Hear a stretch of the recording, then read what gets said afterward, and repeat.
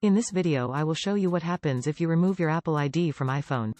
1. Removing your Apple ID from your device will disable or remove data directly linked to it, such as iCloud Photos, Contacts, Calendars, iCloud Backup, iCloud Drive, and Notes.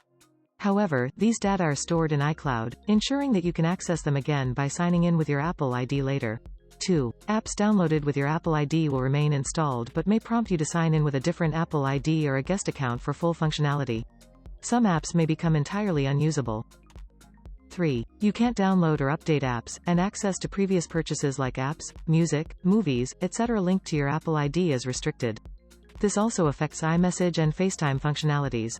4. You'll lose access to Apple services like FaceTime, iMessage, Apple Music, App Store, Apple Pay, and iCloud Keychain. Removing your Apple ID disables the Find My iPhone feature, preventing you from locating or remotely erasing your lost or stolen device. Additionally, Apple Pay functionality is affected.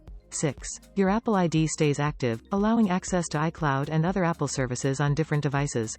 However, data linked to your Apple ID, like contacts and calendars synced with iCloud, may not be available on the specific device. 7. Active subscriptions linked to your Apple ID will persist unless cancelled before removal. For services like Apple Music or Apple TV+, removing your Apple ID may impact access and render downloaded content inaccessible. Loss of data linked to Apple ID is a consideration. Instead of removing your entire Apple ID, you can sign out of specific services you don't want to use on that device. This much for today. If you like this video, please like, share and subscribe to the channel. Also click on bell icon to never miss any update. Thank you.